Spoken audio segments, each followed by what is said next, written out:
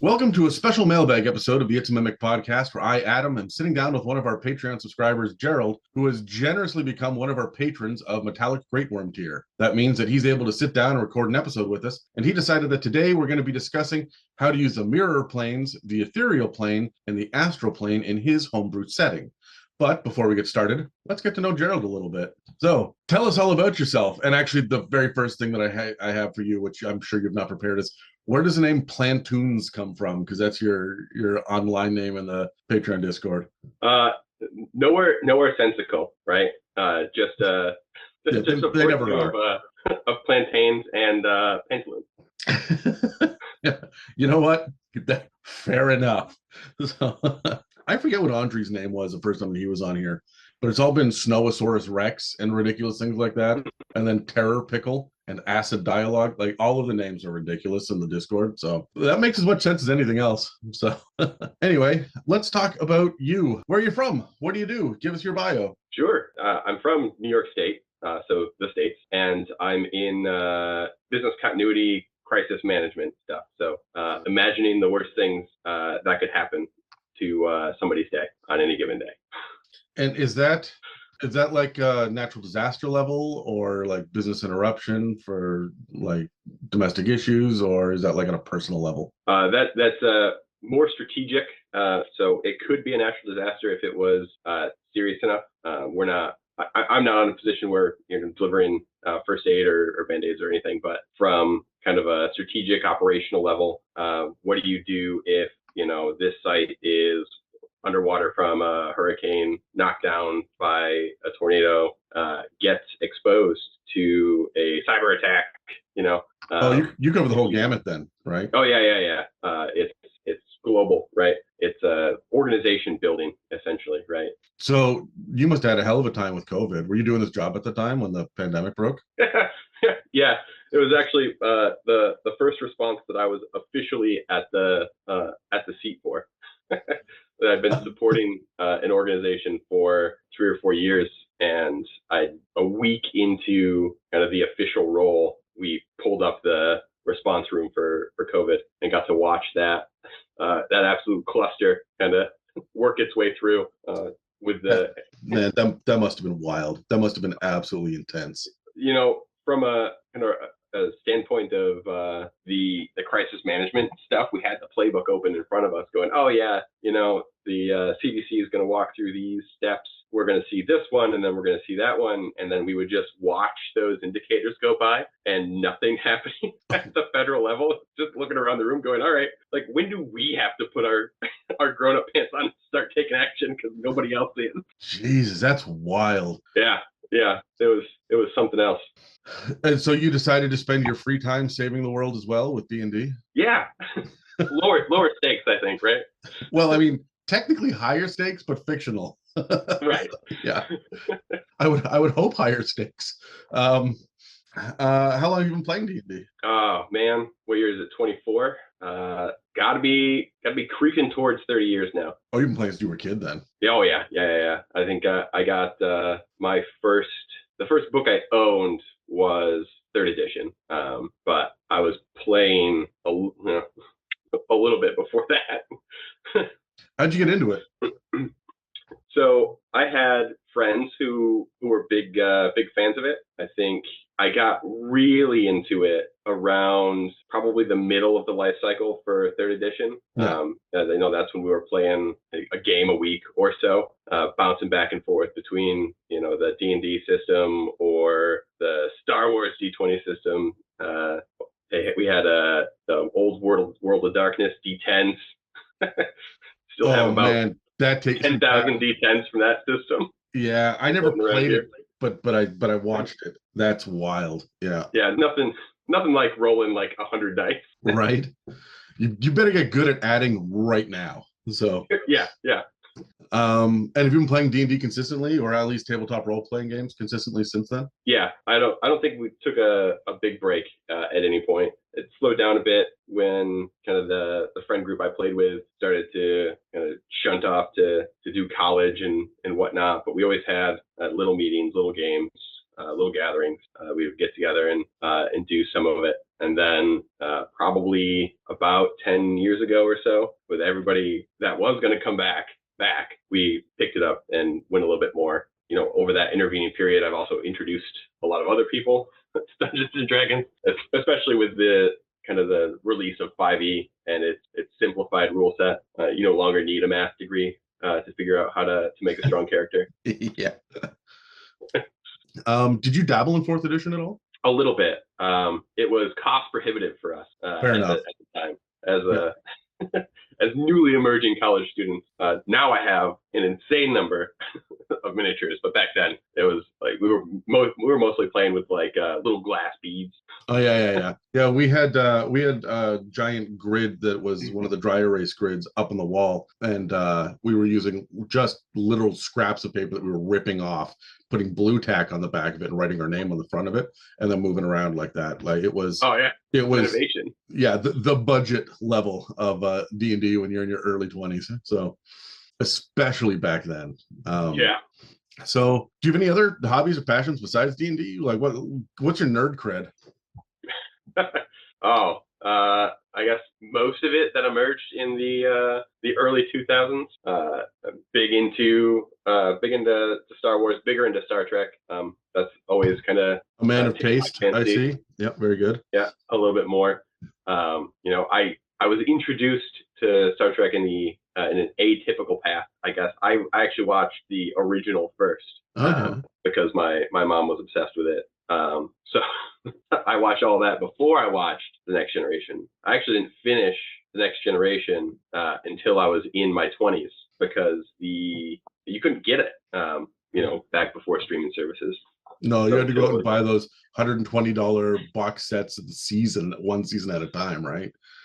But I was spending all of my expendable revenue on D&D stuff and alcohol. So there was no room for box sets. No, of course not. I spent 3.5 years begging for birthdays and Christmases to get the next season of DS9.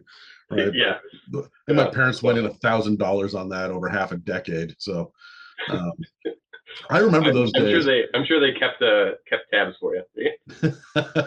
I'm going to get the bill here any day now.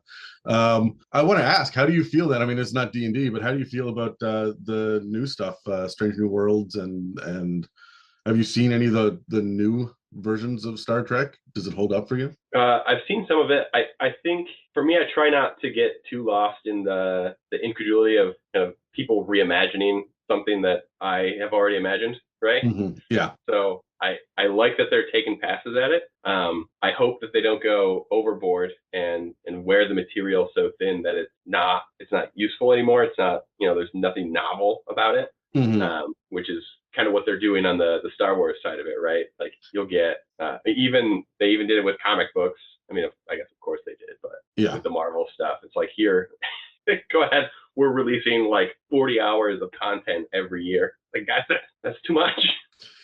Yeah, I have a love-hate relationship with a lot of the larger IPs because every time they announce something new, I get so excited about it, and then I'm just inherently disappointed 3-4 years later when I look back and see how thin it's gotten in some places, how it doesn't quite have the same impact that it did when it was fresh and fun and unique.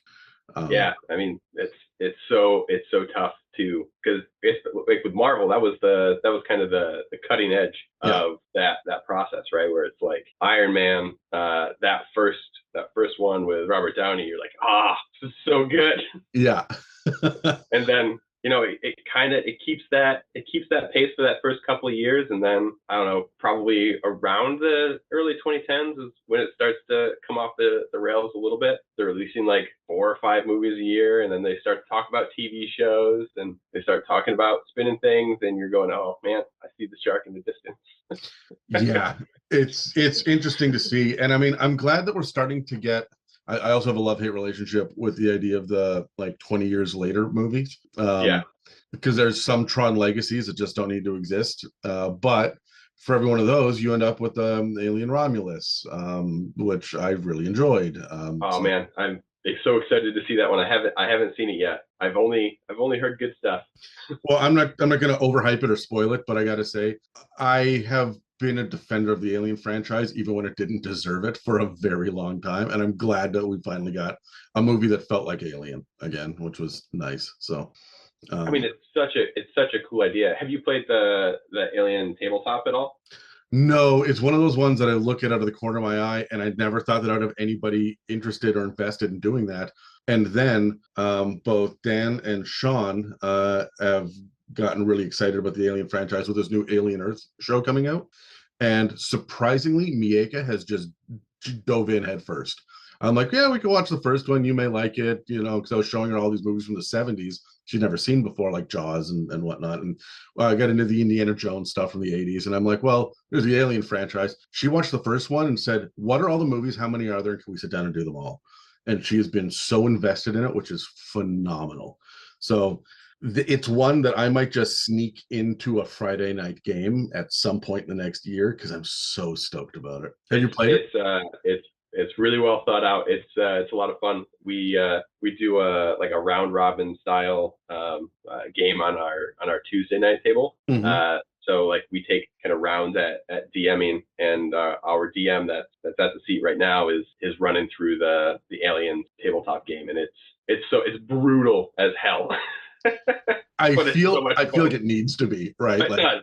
Yeah, it does. It's kind of somewhere between Call of Cthulhu and old D&D in its brutality to the players. So you're gonna die. It's a matter of does it happen as you walk through the first door, or are you digested by a hole in the ship somewhere? Are you Space Marines in it, or are you just like space truckers and you're in over your head? You could do it either way. Oh, cool. They've got mechanisms for both. So they've got like equipment. You could deck yourself out as just a long hauler, or you could be we're a Marine squad in that game. And I think the scenario that comes with the books is for Marines. Okay, but it's so good. I'm going to invest in it. You've talked me into it now. All right. You said you do a Tuesday night game, implying that you also play D&D on other nights of the week. How many groups are you in? I have 2 tables that I primarily run that go every other Friday and every other Wednesday.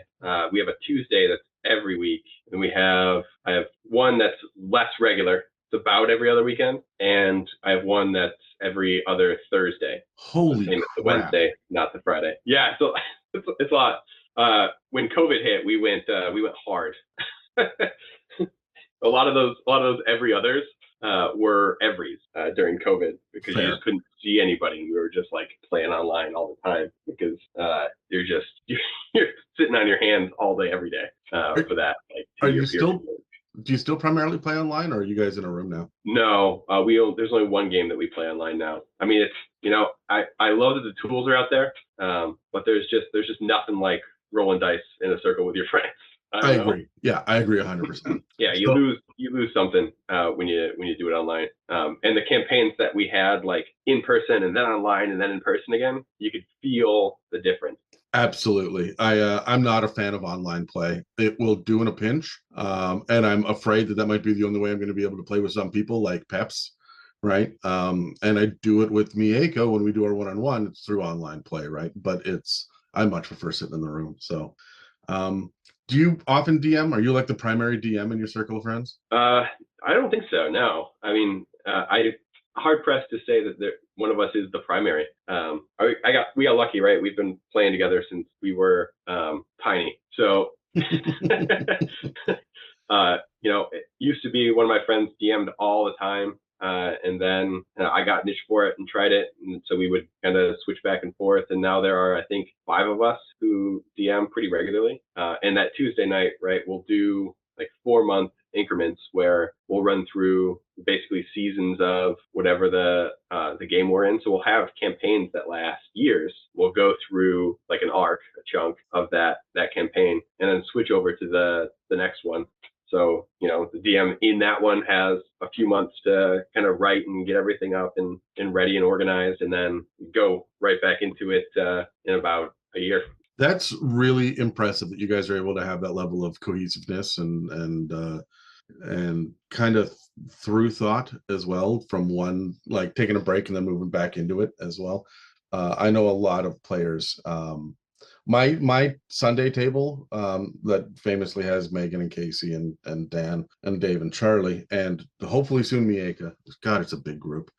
When we took a break to play L5R, people were chomping at the bit to come back to D&D.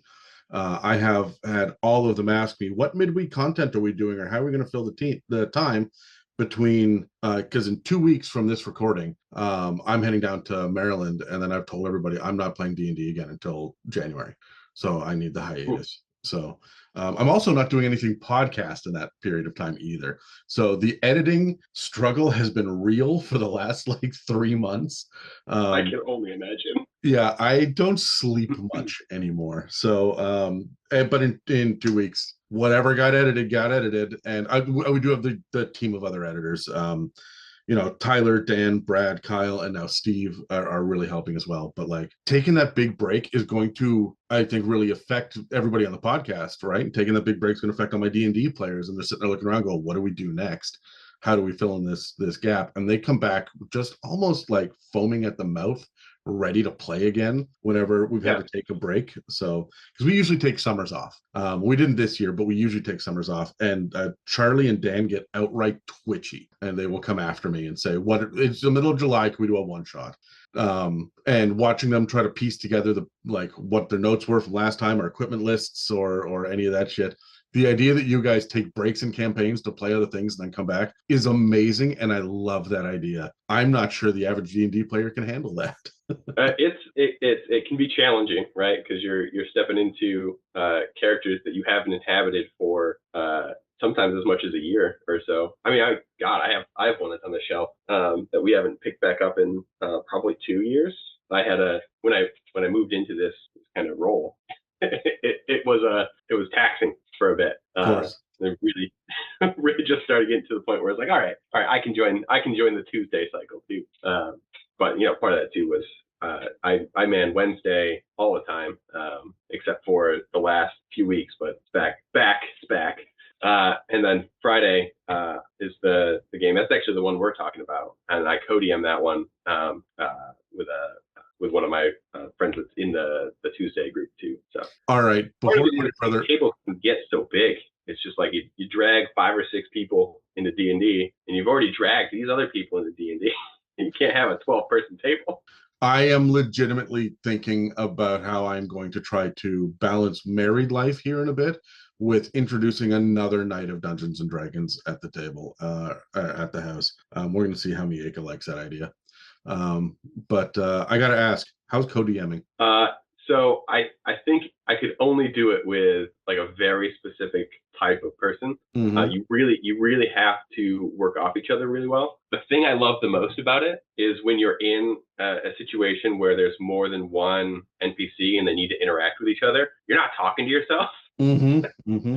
Which is for me like the biggest breaking thing in the game, right? When you're in a situation where like 2 NPCs get pushed together, and you're like, oh no, this is just what they say. Yeah. I'm not doing that. Yeah. But this lets us keep the immersion going, and we'll banter back and forth as those 2 NPCs for a second to let that scene kind of continue, and then everybody doesn't lose their immersion from that. So. I freaking love that. I would love to have someone that I could bounce off of like that. I am certain that my anal retentive perspective on DM prepping would drive a co-DM up the fucking wall. So it's probably a bad idea, but for other people. Well, it depends. If you've got somebody like I tend to do that, right? I tend to some might say over prepare, but the nice part is that like he's more reflexive. So if we'll get together like the day or 2 days before the session and kind of hash out where we think everything's going to fall for that session. I'll have like whatever materials. I'll draw up if there's a big battle map or something, I'll have all that drawn up so that we can go over it. And we just kind of hash that back and forth between the 2 of us, and then we're off to go. it's really the riff side where having that's nice, because you get thrown a curveball in the middle of it, and he gets an idea, he can just jot it down on paper and put it in front of you, and it's like, this would be a cool thing to inject right here, right? Yeah, that's a lot of fun. Hell, that's half what we do on the main podcast. So wouldn't it be cool if, right? But yeah, but then you get to actually use it at a table. That's fun. Before we jump into your homebrew campaign, I do want to ask, because you say that you play a bunch as well. What's your go-to D&D class?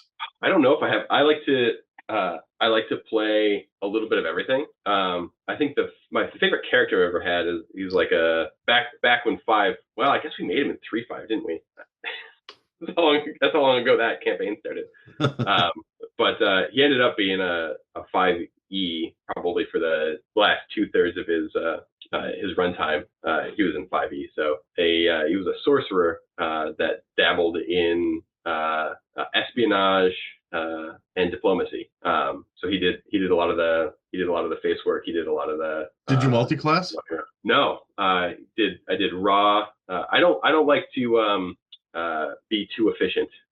I like having little flaws in the character or in their makeup.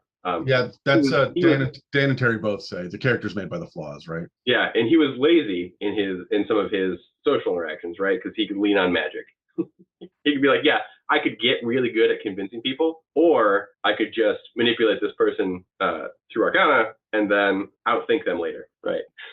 Yes, I love the idea of, well, shortcuts exist for a reason. Exactly. That's a fun place to be. Why don't you tell us a little bit about your campaign and the material plane in your homebrew campaign, so we have a little bit of context when we start to dig into the actual other planes. Sure. I did the laziest thing, and I just used the Earth map, right? So my material plane is an Earth analog. Nice. That's classic D&D though, is just take a part of the world that not everyone's familiar with and flip it upside down, and now you have a map.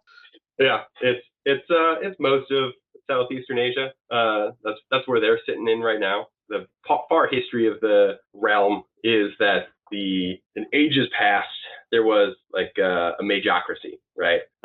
They didn't have direct connection to those mirror planes at that point.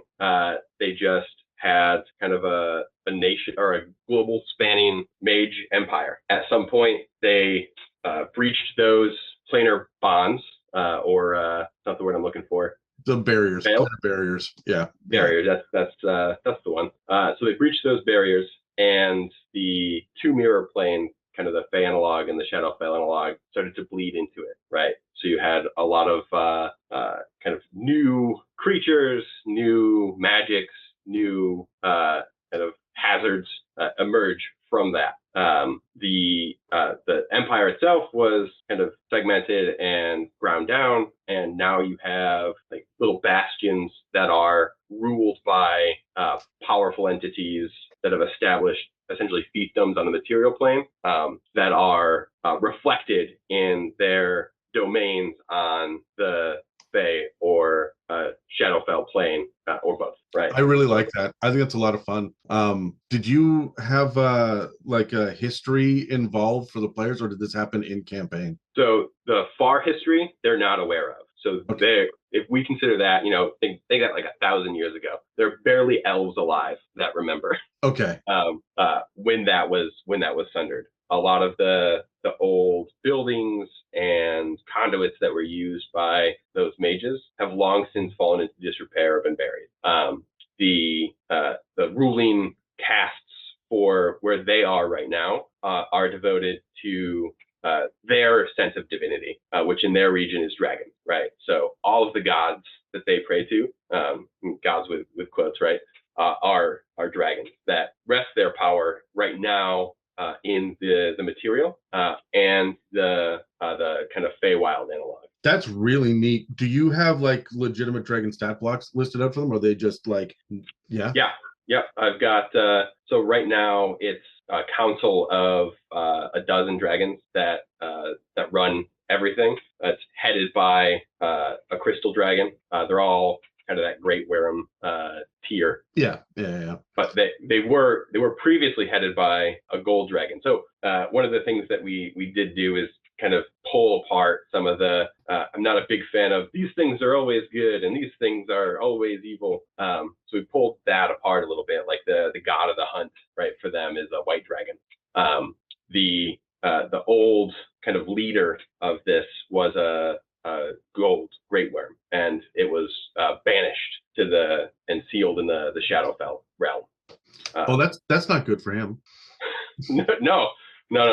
It's gonna be interesting because that's one of the kind of underwriting arcs in their story, right? Is that there are these, that's kind of the go-to for the leading dragons, is anytime, because the barrier is thickest between the Shadowfell realm and the material realm, as long as the god dragons are capable of kind of keeping order and keeping focus and keeping everything the way that it's supposed to be for them, right? As soon as that starts to degrade, as soon as some of the Shadowfell dragons are able to get some kind of reverence or foothold into the realm, they can weaken the barrier. They can start to exert influence, right? So right now their go-to is, this powerful dragon pissed me off. I don't think we'll be able to kill him, but we can shove him down in that hole and he won't be able to back up. Yeah. We don't have to kill him. We just need to neutralize his influence.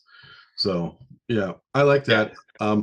I like that for all sorts of gods and high-level characters, right? You should not be able to kill a god easily in D&D. But okay, so why did you get rid of all of the other planes? It's not so much as we just didn't have a place, right? It's undue complexity. Sure. We could have it, but a lot of the types of creatures that we're going to see are exerting influence somewhere in the world right now, right? Like the world is largely broken up into these little fiefdoms that are ruled by these powerful magical characters. So what we would think of as like planes in from Toral's perspective, right? Yeah. In this universe, it's really a demi-plane essentially within that Fey or Shadowfell realm, based on whoever's in charge of it, right? So we've got elementals controlling a specific part of the world.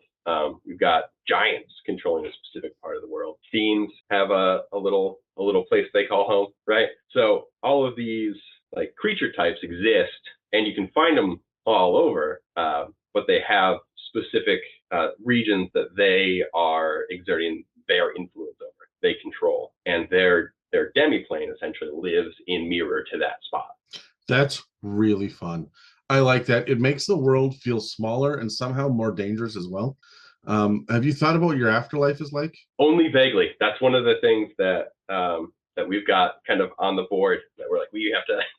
Nobody's died yet, so we haven't had to make it up on the fly. But I essentially think that maybe you go through the ethereal out into the astral, and that's kind of where afterlife stuff happens, unless it's interceded and you're pulled in by one of those entities that have taken hold in their demi-plane. Sure. They can grab your soul and house it there, and much akin to like Barovia, right? You can just cycle through existence in their demi-plane as a reward. I really like that. That's a lot of fun. You told me before we hit record that your party is 8th level. Yeah. Do they have, okay, how many of them are there, first of all? So right now, the table's sitting at 7. Including the DM? No. Jeebus. No, we've got 7 players. All right. And I assume you're not playing with too many sidekicks and familiars and NPCs. No, they have them, but they also have like a little city that they're in charge of. Largely, the NPCs get left to run the city when they're away. Right? That's exactly how I handle my homebrew campaign as well. Here's a bunch of fun characters you can interact with in downtime. They're not adventuring with you. Yeah. Typically, if they bring like a big party with them for one reason or another, if there's any kind of battle, it comes with enough mobs, enough minions that we can basically sideline the NPC fight. Yeah. Right? Yeah, they've got their own shit going on over here. This is the part of the fight you're worried about. Trust us, if yours goes bad, it's going to go bad for them too. Fair enough. Yeah, that's an intelligent way of handling. There are way too many characters sometimes on my table, and I've got to separate them. And I come up with the most ridiculous reasons for the NPCs to get busy or cowardly or distracted or cut off or something. I'm always working on that kind of management. And I've just run a table for 5 right now with the 6-1 incoming. I can't imagine 7. That's beyond my limit. So more power to you for. I guess But yeah. with 2 DMs, is this one you're co-DMing with? Yes, yeah, and that's actually one of the things that's nice too, right? So if things break apart, we can split things up and run those 2 simultaneously, especially in big battles, right? Where they might be, completely separate sides of whatever's going on. I have never had so many seasoned players be so ready to split the party, like at every opportunity, and there's 7 of them. We're just like, oh my god, guys.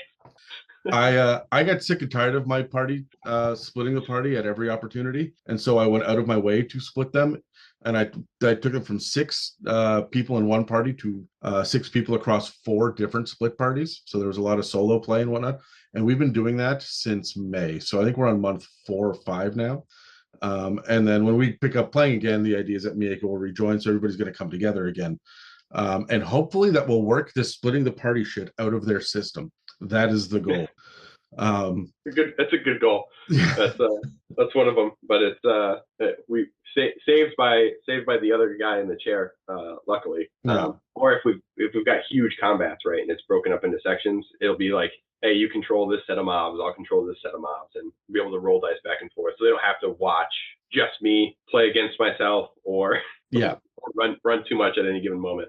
Yeah. So you've mentioned that you've been playing for a while and you've kind of set up the world, but what's your main conflict? Like, who's your big bad evil guy? What's the point of the campaign? So the big bad of this campaign is those dragons that have been banished to the Shadow Realm are beginning to exert their influence. They're working on getting their way out. They were able to enthrall one person that they actually met in Tier 1, right? It was a dwarven warlock. He found an old relic from one of the dragons that rose up against the Covenant in the early days of coalescing their power. And through that was able to communicate with that dragon, get power from that dragon, and begin to sow the chaos and tear down what the original Dragon Covenant had built up. So they're in stages probably 3 of that particular plan. They did manage to give them a black eye. They had taken control of a large part of the current kingdom that they're in, and they were able to kind of get a bunch of the warlords together and push back the control they had.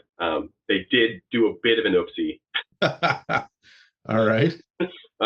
In that process, by leaving on their way out, the bad guy of their current arc was able to essentially raise the city, was the old capital of the kingdom, burn it to the ground, kill a bunch of people, and then leave. And then they just left it there to fester. So, we kind of had a little kind of demi pocket rise up there just around some of the dead that were left. So you have like a little undead no man's land in the middle that's run by 10 pretty powerful undead that are between any of the warlords that drove that one back and them. So they've got a nice little cork in the bottle at the moment. You've got so many details already, and you said they're only like level 8. I mean, I say all this, my players are till level 8 and they're, drowning in lore right now. How long have you been playing in this campaign? A little over a year and a half they've been in it. So they started level 1. Yeah. At the very outset, right? It was a rebellion, a doomed rebellion against the kingdom that they participated in squashing. That kind of started that was their first arc. So the tier 1 play was all kind of nested there. Are you going all the way to level 20? Yeah, probably. Yeah. And what's the thing they have to accomplish? Are they killing a council of great worms? That seems intense. So Yeah, at least one of them. At least one of them. They're probably going to have to destroy and banish back. And how they do that, how they seal things up. I think they're. I don't want to get too far kind of a field of how I expect that to go down, because of kind of the old world lore and the different things that they could dream up. I mean, even where we are now was majorly inspired in the first 5 or so games. I think one of our players came to us and was like, "Hey, I kind of wrote this in for my background. Let me know what you think." And just really, that's the thing that brought to life like the Dragon Council. That's the thing that brought to life like a lot of this lore, is that they had that little idea in their backstory, and it sparked all of this like building and scaffolding around kind of where we're sitting now in terms of what's been built out for that world. This sounds really interesting. I would absolutely want to play in this world. That sounds freaking great. I also love the idea of, and I don't think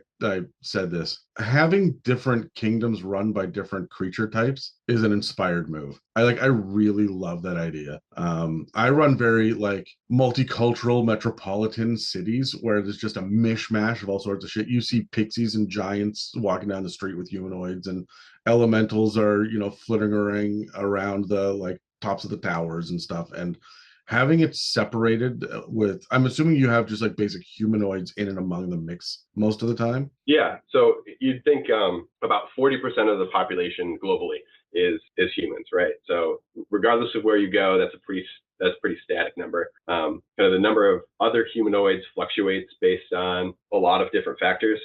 Like in the setting that they are now, it's about 25% Dragonborn. Cool. Right? Yeah, cool. Influenced largely by the creatures that are in control there. Just to the north of them is where the giants hold. There are a lot of Goliaths up that way. Right? That's amazing. That makes a lot of sense. That's a lot of fun. Is there anything else we should know about your world before we jump in, or anything else about your characters or campaign or anything? I think that's most of it, at least at a basic level. I am excited to talk about the influence of planes. So let's go into, at the very beginning, you refer to it as a shadow realm because we got rid of the standard names, right? Right. So first of all, what do you call them all? You got shadow realm, but what are the others? So we didn't change ethereal and astral at all, but we haven't brushed up against them either. The shadow realm, I think we've actually given it like 2 or 3 names, but different cultures call it different things. Yeah. Perfect. And they've met up with their culture, obviously, and the culture of the giants. There was a bit of a scuffle that they went through there before they came to an amicable arrangement with some folks that on that side of the border. So they've heard reference to what they call that plane as well. But the term that we just kind of use is the Shadow Realm, right? What about the Feywild? Is that just Fey Realm? Right now, we haven't really named it. Okay. We've gone back and forth a few times. Loath to do the Fey Realm specifically, just because it. I think the feeling of that is mostly right, right. But it also, because in D&D it implies something very specific. Yeah. That I don't want to necessarily do for all of the creatures that are exerting their influence there, right? So for their little pockets, it's more like the positive realm Shadowfell, right? Yeah. Not good, not evil. That's not really how those work. There are like underpinning societies that exist in those places, and those people aren't necessarily good or evil. There are things that those creatures do on both levels that are not really good or evil, but it is kind of the positive energy version of that. So you're talking about the positive and the negative as opposed to the emotional versus depression, right? Right. Well, I think that's the positive and negative, right? Is that when it's not even there's joy, right? Mm-hmm. But there are creatures that can take joy from some horrid shit. Yes. So, so the positive realm, you're going to have like joy there, versus the negative realm, you're going to have like anger. You're going to have just muted, depressed. You're not going to have the same kind of plus flighty. Yeah, in regular D&D, obviously the Feywild is just everything ramped up to 11, and the Shadowfell is everything muted down to 1, right? Right. And so you're in your version of the Shadow Realm. Can people rage? Yeah, I think so. Okay, cool. And is it corrupting the dragons that are in the Shadow Realm? Yes, So 100%. are you using Shadow Dragon stat blocks? Yeah. Okay. Yep. Cool. All right. So now to be clear, you are probably going to travel to the Shadowfell and the Feywild at some point in your campaign. Yeah, I would expect. So, have you thought about planar travel and how they're going to get where they're supposed to be? Yes. So there is currently there's a single conduit in the mountains far to the west of where they are, that they can access to essentially traverse those two planes. As things stand right now, it would take them a lot more energy to go one way as opposed to the other. But as long as they've got the keys they need, essentially our version of the tuning forks to access those planes, they could go one place or the other. So, how does the Shadow Realm? Okay, so traditionally speaking, if you've got a portal, a gate, a thin spot, or whatnot, the Shadow Fell bleeds through in this area and infects the surrounding lands and whatever creatures or plants are within this land as well, right? So, if you have a single conduit, and I mean, and that's true of all the planes, right? Like fire burns brighter at the portal to the fire plane, right? Kind of that kind of shit. So when it comes to your conduit, where you've got the ability to go to both the Shadowfell the Shadow Realm and your version of the Feywild, we obviously can't have that. That would be a very bizarre mixture, like a black and white all jammed together in one spot. Well, everything beyond the influence is just business as usual. How are these infecting the world? Is there thin spots? Are there like places of negativity? The Shadow Realm has dominance in this area, and are these windows, or are they just kind of the feel of, or can we get additional passageways? So you can get additional passageways, and before kind of the Civil War broke out, right? They'd be able to find spots, basically soft spots in the world where they would be able to potentially travel to the Feywild, but there weren't any. The kind of the barrier was too thick to go the other direction. Right? They couldn't go Sure. into the Shadowfell. Yeah. With the outbreak of the Civil War, there's a chance, right, if things go poorly, that they'll be able to go the other direction. Right now, neither side has a foothold that they can exert direct influence. So it's all the indirect, their proxies in this battle, trying to get their position as to such a point that they can exert direct influence over the area again. The Soviets and the U.S. in the 60s. Sure. Yeah. Do you have is your Shadow Realm? I'm trying to figure out how to ask this. Is there a version of what exists on the material plane in the Shadow Realm? Like if there's a castle in the material plane, because it's the mirror plane of the Shadow Realm, there is either an evil castle or decrepit ruins, or like, is it very much that same kind of just like corrupted version and bright vibrant version in the Fey side of it as well? Yes. Yeah. Except for when you get to the Fey Realm, if you're in like the kind of that dragon influenced area, when you get to the edge of that, rather than a mountain to cross and get into the territory that's influenced by the giants, or a river, or a sea rather, to get to the place that's influenced by the fiends, you have essentially a bubble that you wouldn't be able to pass through unless you're able to break through. Will your players have the ability to do that, or is that just a limit that you're going to put upon them? If they can figure out a way to do it, I imagine if you invest enough, you could probably plane bump your way through that, or if they invest time and energy into doing it, if they have an idea, I won't shut it off for them. I don't foresee it. Yeah, fair. Do you guys? Yeah. I'm getting the impression you're really running a sandbox. Yes, that was the whole goal behind this, right? Here's the start. The first 5 levels were really on the rails, right? We kind of knew you're in in a big world, you're part of an empire, you're going to have kind of forces and directions like pushed on you. Not to say they couldn't have bucked against it, but it would have been challenging and dangerous to do so. But as time moves on, as they gain power, as they gain influence, they really have at this stage of their careers, the players and the characters really have agency to kind of do whatever they need to do. It might ruffle feathers.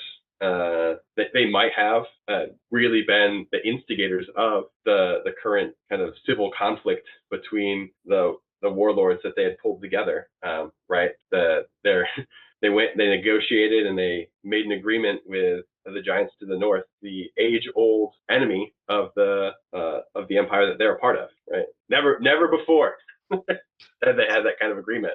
And they returned an ancient relic, and it ruffled a few of the old heads the wrong way. So now they're looking at kind of infighting in there, and somebody marching on them. But they made an ally that might be more useful than that. Who knows? I love this. It's so much fun. I keep a pretty, I don't want to say mine is sandboxy. I definitely have to guide my players because analysis paralysis takes over in a big way. There's just too much world for them. But I have to say, it's great that you let them explore the room as much as they want, but you're still the one that holds the keys to the next room, right? So you've got it in your head that there's probably going to be the showdown in the Shadow Realm, I would assume. Like I'm pretty sure that's where it's going to take place. I assume that they'll bump up to make allies, get power, get some kind of boon before heading down there, because it's going to be one hell of a slog. Are they traveling there by direct conduit, or are they going through the Ethereal Plane or the Astral Plane? Like, in your opinion, they're going to do whatever they do, right? But like, in your opinion, how do you have it set up? So the thought that exists right now is that they're going to go, and what it is, like the conduit that exists that can get them where they need to go, is one of the leftover pieces of arcane technology from the Magocracy, right? They can go and they can access that, one of the original devices that kind of brought everything down to the ground, and go where they need to from there. Now, if they decide to instead infiltrate a place that is infested with the Shadowfell energy and has enough there that there's a gate in place, they could access it that way. I am wondering, because we're talking about like thin spaces, right? To head through. Is it direct movement, or is it through the Ethereal Plane? It's through the Ethereal. I think that's the. Can you access the Feywild, or your version of it, through the Ethereal Plane as well? Yes. Yeah. I think that's the connective tissue between them. Okay.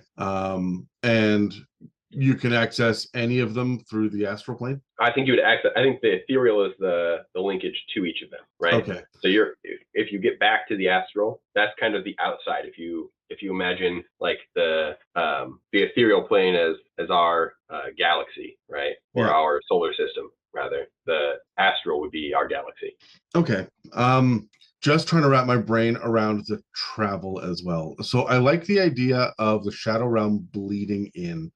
Have you done a lot of exploration? Well, okay, let me rephrase this. Which have you spent the most time with, the Fey or the Shadow? The Shadow. So for the Fey, we know what the main players are, but we haven't thought through so much of how like society works up there. We haven't thought much of how what's going on directly below those. We know once it interfaces with the material plane, how things are organized and orchestrated. And we know when you get to the Shadowfell, right? We know the dragons that have gotten together down there. There are 3 of them. We know kind of what their play is, and we know how everything works around them, right? So you've got the Shadow Realm pretty well figured out, because that's going to be where your campaign ends off, right? This is the nature of running a sandbox, because you do have to have a central conflict. So the details of where you are very not you, a dungeon master, and where the campaign is. The details of where the campaign currently is pretty well fleshed out, and then the details of where we're going to end up are pretty well fleshed out. But it's the tissue between the two, that journey from here to there, that seems to be a little bit kind of fly by the seat of your pants, and this can actually be fairly intimidating for a lot of DMs that are inexperienced, right? And it can be confusing for even experienced DMs on how to get from point A to point B. Do you guys have it plotted out, like at the end of tier 3 or the end of act 2, or these are our 7 beats that we want to hit, or we need to go talk to aberrations and giants? Like, do you have that laid out already, or is it truly open sandbox until they trigger enough things and get a high enough level? So the end of tier 2 is when we expect kind of this first flexing to be at its not its end, but kind of at its zenith. So they just got at the end of tier 1, they had just kind of done the lion's share of putting down the leadership of the rebellion against the Empire. They had gotten accolades. They had met powerful figures.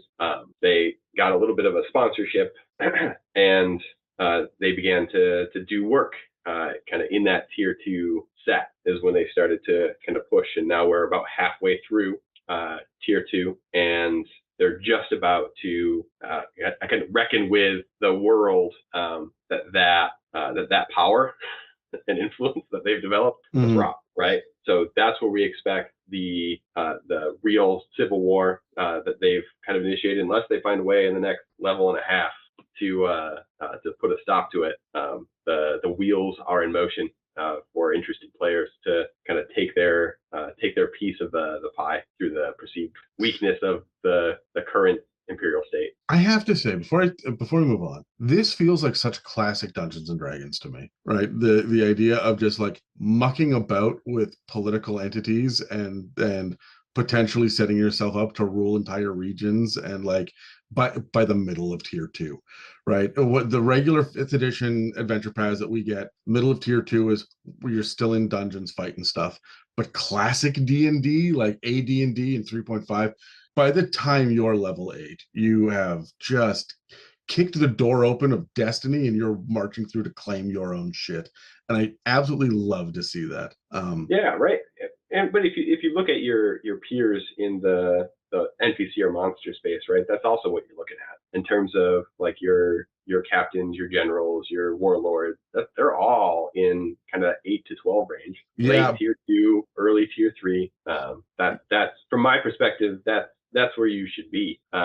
Yeah, this is where your Archfey and your General of Gehenna and all this, like your big Yugoloths are all sitting in this area, right?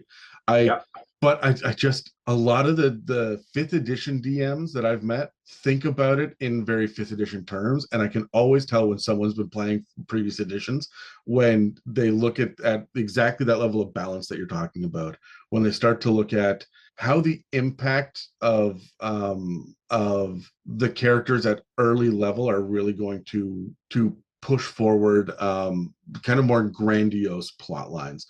And instead of just, you got to kill the vampire, or you got to stop the blizzard, or we got to go into the Tomb of Annihilation and kill the guy there, which is what a lot of the 5th edition stuff is, right? It's a little bit more down to earth. And I think that might be because of the bounded accuracy and whatnot that they have inherent in it. But I just feel like old school DMs dream bigger, because we have toppled fucking gods for decades, right? So, and this is not an indictment or a criticism of any newer DMs, but it's just an interesting little thing that is not true for everyone, but is definitely a trend with older DMs, or DMs of older systems anyway, when they get to see kind of the major worldwide ramifications that these 4 assholes are gonna have. Right? Yeah.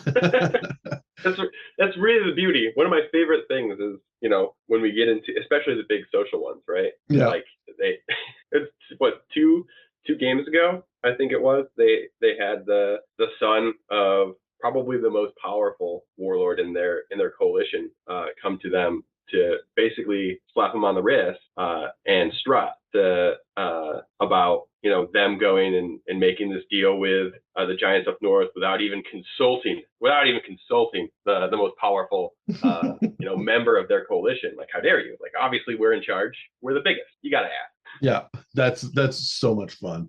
And they scolded him stripped him of all of his stuff and sent him back to his dad. And I was like, well, that's war, guys. You fucked around. You found out that here we are. So, would you say that the majority of your campaign is going to take place in the Ethereal Plane then? Yes. Yeah, I don't think that they start delving. I think it's real dangerous down there, right? Yeah. I don't think they really start mucking around until maybe late tier 3, maybe middle tier 3. I think it really depends on some of the decisions that they make over the next few levels. When do they try to make moves? Do they use a lot of time trying to get everything in order in the material plane before they delve down, or do they just dive into it? I can't say. These guys tend to surprise me with their gumption. They went into one of them went into solo an adult deep dragon. At what level? 6. Lovely. Yeah, that sounds like Dave punching gelatinous cubes at level 1, or taking on a purple worm at level 2, which is very much his. Well, life is cheap, life is short, and I'm going to make the best of it. So, okay. So I know that you can't tell the future, and I know that you're co-DMing, so you're not the 100% of the authority on this. But assuming that a D&D campaign is broken up into chapters instead of levels, and you are in control of the story, you're writing this novel without the input of anybody else, what chapter are they exploring these other planes for the first time? I think I would get them there between chapter 12 and 13. For which plane specifically? I think the first one that they would explore would be the Fey. Sure. The stakes are a little bit lower. The creatures that are in theory friendliest to them are going to be in charge up there. So the amount of trouble they can get themselves into is limited, and we can start to set the rules a little bit in terms of kind of what to see, what to expect, the counterbalance to that plane to look like. They get exposed to a lot of the Shadowfell stuff before that. It's starting to get in there now, right? Yeah. They met a deep dragon that was aligned to them. Not them, the Shadow Realm. Yeah. They met an elf that lives in the Shadowfell. That made it up to be with that deep dragon. So what level do you figure, what chapter rather, if you're telling the narrative, do you figure they're going to actually get to the Shadow Realm? 15, 14. Okay. And so at what point are we bringing in the Astral Plane? Which chapter? I don't know if they'll get to the Astral Plane. I think that one, that's a big question mark. Do they go out that far in this particular campaign? Do you want to force the narrative on that and have one of the shadow dragons escape into the Astral Plane, so for your level 20 capstone moment, or do you want them to That's a really cool idea. Because if you've gotten rid of a lot of the planes out of this narrative, but you're keeping the Astral Plane there, and it's also the afterlife, it feels like a bit of a wasted opportunity to not go and explore this at some point, especially if you're going to be dropping hints about that through the campaign, right? I like that a lot. Not to force you into Spelljammer by any means, but heading from a shadow realm into a realm of stars and cosmos and flying galleons with bubbles around them, like that could be a pretty good, and then bumping into the fallen characters that have died across the entire campaign, because this is your afterlife, right? This could be an interesting kind of finale. And then fighting a shadow dragon against the black inkiness of space is also a pretty evocative set piece encounter. Yeah, I like that. I like that a lot. And no, I do. It could even create more links. I assume this is a world that we'll be able to kind of play in more than once. I mean, we could region hop, right? Mm-hmm. So after level 20, they want to go somewhere else. If they want to continue to kind of play up here and explore more stepwise, they can do that. I think there's a lot of different different ways that they could engage with it. I am also curious about whether or not your ethereal plane, so it's a connective tissue. When you say that there's a conduit to go to places, I'm assuming it's a gate that leads you into the ethereal plane or something close to it, right? And then you can go which direction within the ethereal plane will lead you where you're going. Maybe. I feel like when you get to the ethereal, direction is a little wibbly wobbly. Yes. Yeah. As opposed to like a direct one-to-one for where you are, just like spoopy. So I think kind of what the current D&D version of that is. Yeah, the current D&D version has two versions of the ethereal plane. It's interesting. There are only two things that we are not going to cover in all of our planar episodes. There are only two planes that we don't touch. One is the ethereal plane, and the other is the far realms, because I find them both incredibly vague, and they're areas that people are going to go fuck with for half a session, and then they're going to be out, right? There's not a whole lot of stuff to do in there. But there are two kinds of the ethereal plane. There's the border ethereal, which is, you can, it's essentially Frodo when he puts the ring on, right? Right. You can't interact. The only difference is you can't interact with him if he's in the ethereal, right? So but then there's the deep ethereal, which is supposedly in the Great Wheel cosmology, that's when you start to get closer to the inner planes and further from the material planes. It might be interesting if you've got a shadow realm and a Fey realm to have two different directions of the ethereal, right? So two different kinds of it that like would bleed together. For example, and this is a poor example because it should all be foggy and misty and gross and whatever. The closer you get to the shadow realm, the thicker the mists become. The closer you get to the Fey realm, the further you can see, right? And the fires you light here will actually begin to warm you a little bit and stuff like that. But it's really hard to do the ethereal plane and not just have that be the mists of the Shadowfell, right? Yeah. So my question is, when it comes to the ethereal plane, what are you hoping to accomplish in there? What do you want to get out of the ethereal plane and spending time in there? Because if they're traveling back and forth, they'll be in it a few times. So we've got to have something to do, right? Yeah, no, that's a good point. I think of it more as opposed to like the Shadowfell is kind of oppressive and just gloomy. Mm-hmm. The ethereal is more like misty, light grays, and like kind of vague opacity versus kind of the real heavy, just oppressive feeling that you get when you're in the Shadowfell. I think there's no emotionality that's conveyed directly. Like it's gloomy in that your vision is fairly limited, right? By the mists that are around you, but it's more dreamscape and less I don't want to just say nightmare, but essentially. Yeah, I have in the past. I ran the ethereal plane one time. Oh god, I think it was probably in 4th edition, where you would transition into the ethereal plane, and it was always through a portal or gate when I ran it this way. And then you would have to, while that would just kind of shunt you into being a ethereal creature. You are still on the material plane. You still see everything, but you can't interact with it. A lot of the times, it like you see this in media when people become ghosts and they have an out-of-body experience where they can't interact with the world for whatever reason. And then you find there are things that live here, and the way that you get from the ethereal plane to another plane would be to find a thin spot. So if we know, for example, an evil temple is a thin spot for the shadow realm and is infecting the area in the material plane, you would have to go to the ethereal gate 3 towns over, pass through it, and then make your way back to the temple. And only then will you be able to see the doorway that leads to the Shadowfell, right? So you're still aware of what's happening, but you can't interact with it. And all of the stuff that you're not aware of on the material plane when you're just running around as a person, all of the weird monsters and aberrations or shadow creatures that may exist there, you can now see them and they can now interact with you. Almost like it's a ghostly plane of existence that hop on top of.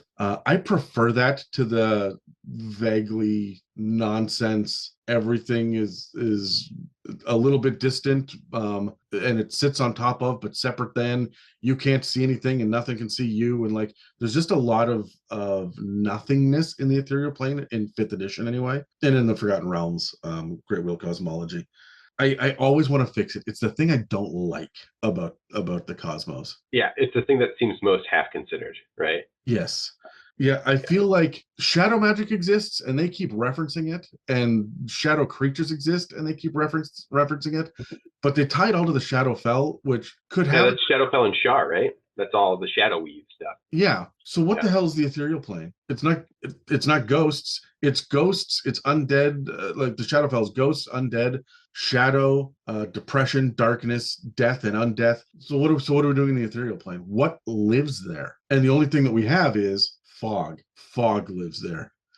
Yeah, but I think ghosts live there, right? Like that's I think so. Oh, could you imagine going through like entering the ethereal plane and then seeing all of the fallen people? People died, lots of people die every day, and you just see spirits making their way to the astral plane. So I just had a thought. So one of the things that just happened, right? They chased the warlord that was tied to the Shadowfell out of the capital, right? On his way out, he burned everything down, and we had the rise of the undead. Yeah. And conceptually, I was like, well, that's just them essentially asserting a demiplane from the Shadowfell. But what if it was just the ethereal, and that's what that is? All undead business. So then, if you take the undead out of the Shadowfell, what's in the Shadowfell? And I would say that I think you're onto something. I like that. The difference would be you have corporeal undead and incorporeal undead. Incorporeal undead should be in the ethereal plane. Yeah, right. I would also throw a bunch of. Sorry, go ahead. They can keep their vampires. Yeah, right. I'd also throw a bunch of weird, tentacly aberrational nonsense in the ethereal plane too, so that there's a little bit of cosmic dread in there. Yeah, but it should all be misty, right? Or I mean, it could also be what's that? It wasn't a great movie. There was a movie about mist. And they were The like, Mist? Yeah. It was literally The Mist. Of course it was. Yeah. But something similar to that, like even things that are relatively corporal in that space, would have the ability to be scary, because you can't see anything super well. So it's spooky in its own way. Could you imagine, like, you're sitting there talking to a ghost that allies with you, that leads you to the gate, or is like right before you go into the ethereal plane, and you're talking to them, and they're incorporeal, they're very ethereal, kind of flickering in and out of existence before your eyes. You went to the ethereal plane and you see them as if they are corporeal, and you see only living creatures now look incorporeal, and you can pass through them. And then you would have some of these tentacle monsters and stuff like feeding on people as they sleep, and that's what causes nightmares and shit like that, right? Like, so good. When you would have, there'd be, two people holding hands and being in love walking down the street, and then one of these ethereal plane only monsters.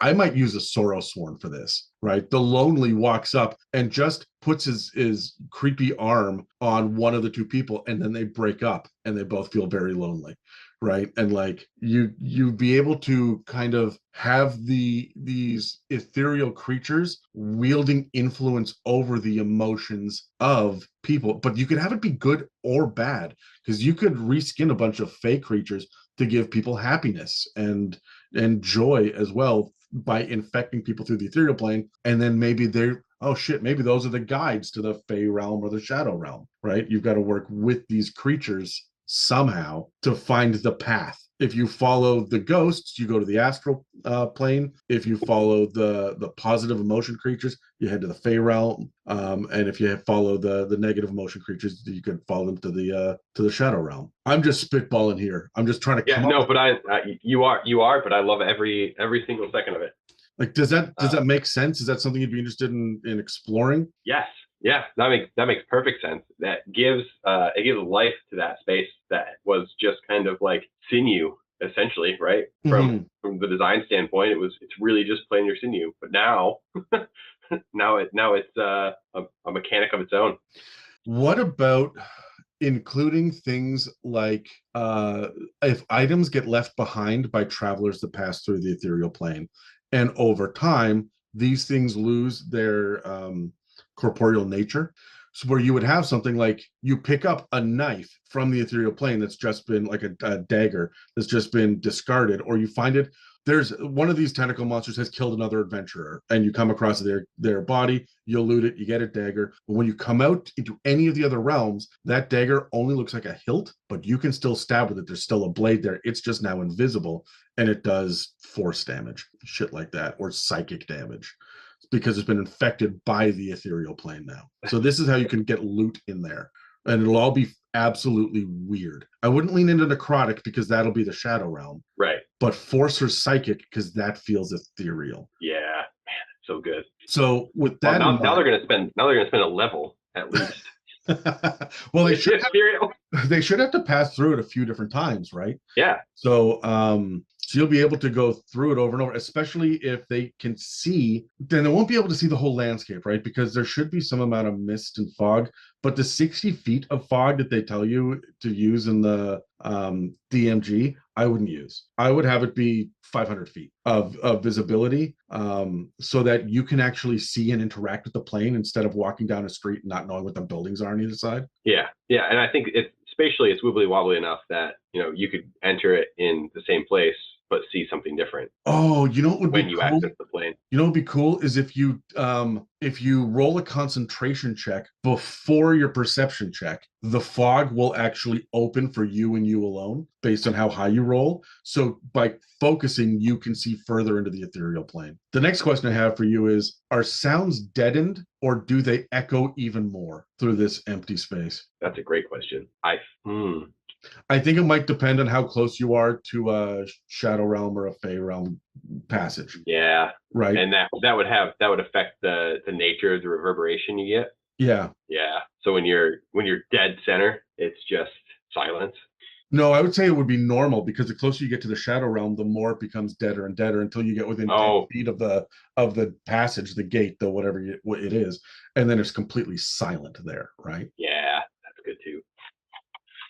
That means the closer you get to the Shadow Realm, the stealthier things are, the harder it is to perceive, right, sound and footsteps and things coming, right? And that would be why more evil things would hunt closer to the Shadow Realm, and they would avoid the brightness, and also why the good creatures there would avoid the Shadow Realm gates, and there would be this kind of like weird no man's land at the places between them, right, where it's either no creatures or a mismatch of creatures avoiding each other. And that's right. That would be right at the point of the material. Yeah. Typically. Yeah. I like the idea of reskinning Hollyphonts and other low-level celestials like Coatl and stuff as well, so that you've got appropriately good aligned things in here as well. But I would give them different forms. Like it shouldn't be a Hollyphont, but I might take their stat block and just give it a different body, right? Yeah, that makes sense. Or fuck Chwingas. They're all over 5th edition, right? They would kind of suit this as well.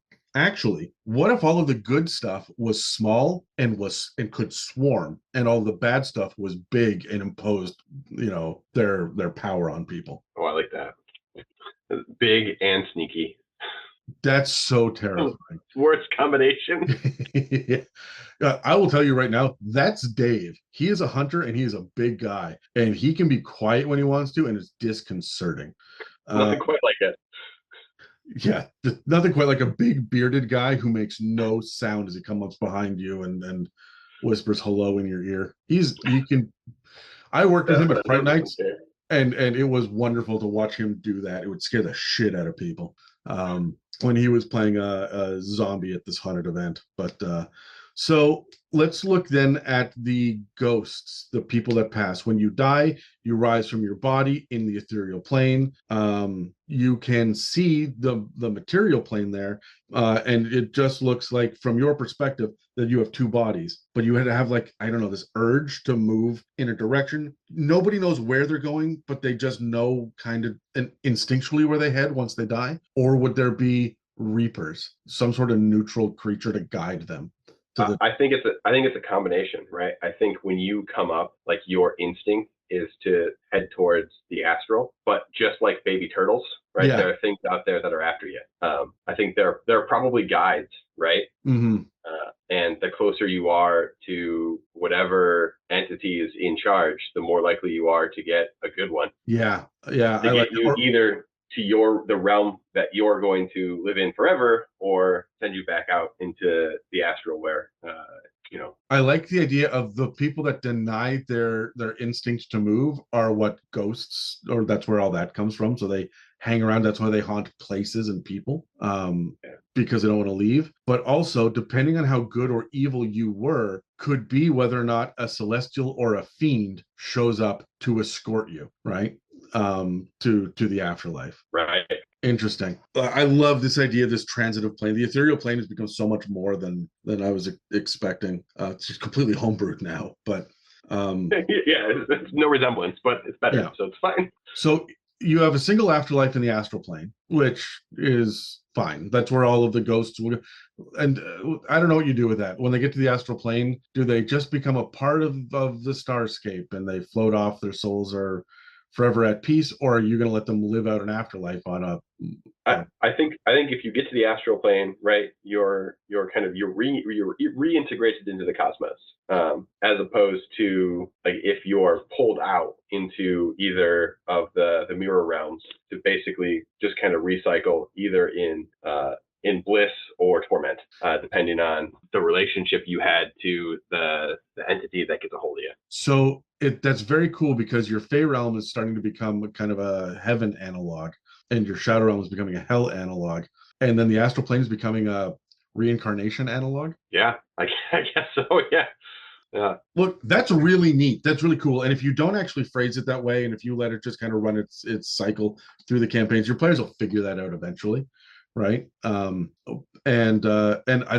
Maybe these souls, like only the best of the best or the worst of the worst, get pulled into these mirror planes, right? And then when they do, they become fey creatures, when they pass through, depending on how good you were.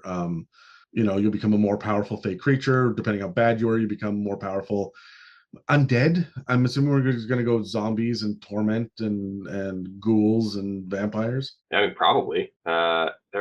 That's the bulk of what's going on in the Shadowfell, right? That and the Shatterkai, but those are separate. Yeah, but you also have Eladrin, so that could just be what elven souls turn into on both sides too, right? Yeah, that's kind of what. Yeah, I like that a bunch.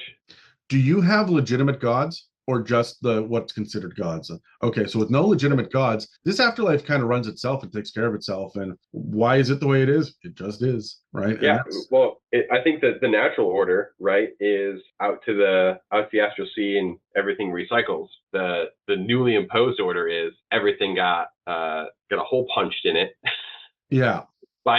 by some spunky mages who thought that they could do more than they could do. And now there's just a new order in town that doesn't seem to be too disastrous at this point. So how do you reconcile the idea of these demi-planes where giants and dragons and elementals and stuff are coming from? How do they fit into this model that we've come up with? They're the creatures that had the power to impose their will on the planes that you can do that in, right? So they're able to gain access to the Shadowfell or the Feywild, develop their demiplane, and develop their own power that way. It wells them up. Gotcha. Okay, yeah. And right. they could show up anywhere, like on either one of the mirror planes too, if they get enough power. For example, you could have fiends like succubi in the Fey realm, right? Right. Gaining power there. Yeah. And in the area where the fiends control, that would be the case. Yeah, that's really interesting that you could, like, the elementals can be in different places, because they would be present in both, right? And you have some things that are more inherently evil, like when you look at giants, your frost and hill and fire giants would probably be coming from the shadow realm, or from the plane that they've created, because they were souls in the shadow realm, became powerful enough and then transitioned into. So you could actually plot somebody's entire afterlife based on what kind of creature that they are back on the material plane now. It's almost a perversion of the reincarnation. Yeah, I think so. The only kind of stopper that they've got there is if they're, I would assume that some of those creatures that are running around wreaking havoc on the ethereal are also just yanking some of these souls that are unassociated. Yes. Yeah. Or even ones that are, and that's part of the problem with these just cosmic level parasites, I guess, that are out there. Yeah.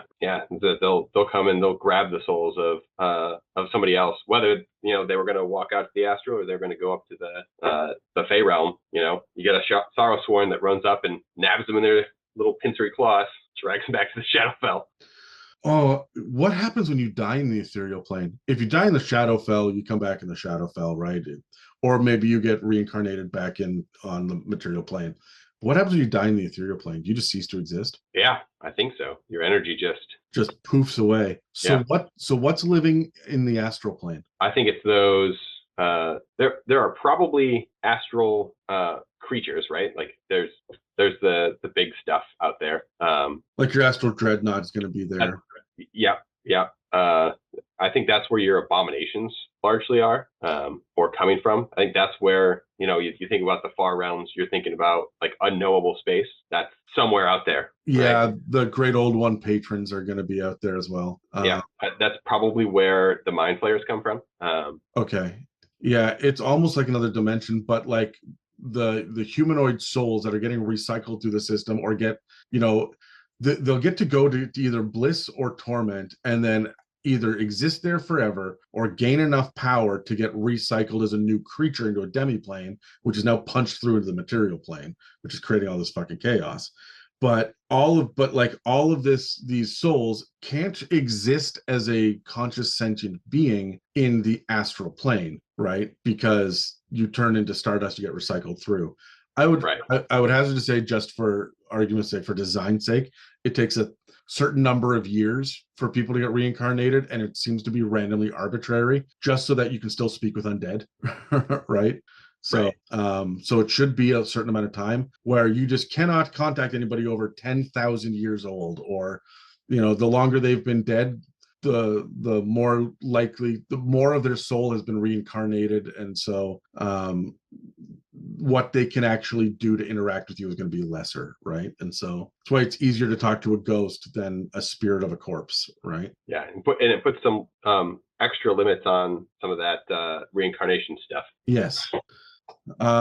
That's all really, really cool. I would say that aberrations, man, the ethereal plane is so neat. I like what we've done here. I like the idea that the aberrations themselves are going to be outside of the system, because everything else is in the system. And it's not that they're good or evil, they're just, I would say, malevolent. And so a shadow dragon escaping there to get away from destruction is like a Hail Mary move. Yeah, it's really got to be gambling on the fact that it's strong enough to not have to worry about whatever's going to mess with it out there. That's a lot of fun. So then they would be going to the astral plane probably at the very end of the campaign, last 2 sessions. Yeah.